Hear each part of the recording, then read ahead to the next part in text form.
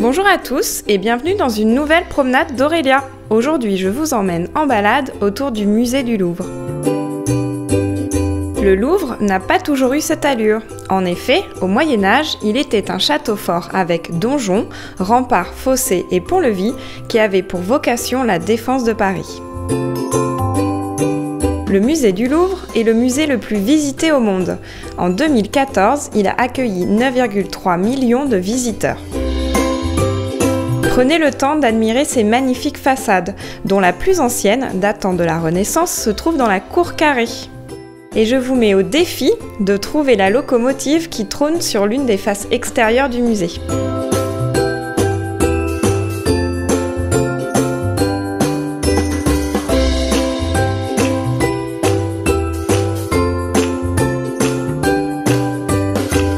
Le jardin des Tuileries est le plus vaste et le plus ancien jardin public de Paris. Il doit son nom aux tuiliers et aux potiers qui occupaient cet emplacement à la fin du Moyen-Âge.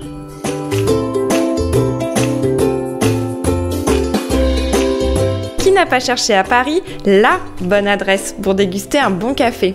Ne vous creusez plus la tête, je partage avec vous ma valeur sûre, la Maison Verlet. Créée par un navigateur aventurier au début du XXe siècle, elle était à l'origine un comptoir de négoce colonial.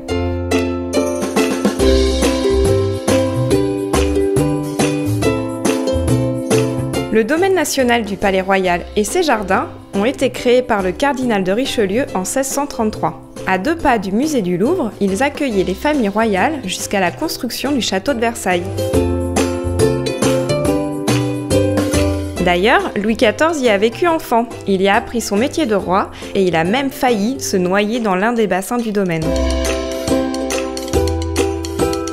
Très prisée des touristes du monde entier, l'œuvre Les Deux Plateaux de Daniel Buren, avec ses 260 cylindres rayés de noir et de blanc, est devenue l'un des symboles de Paris.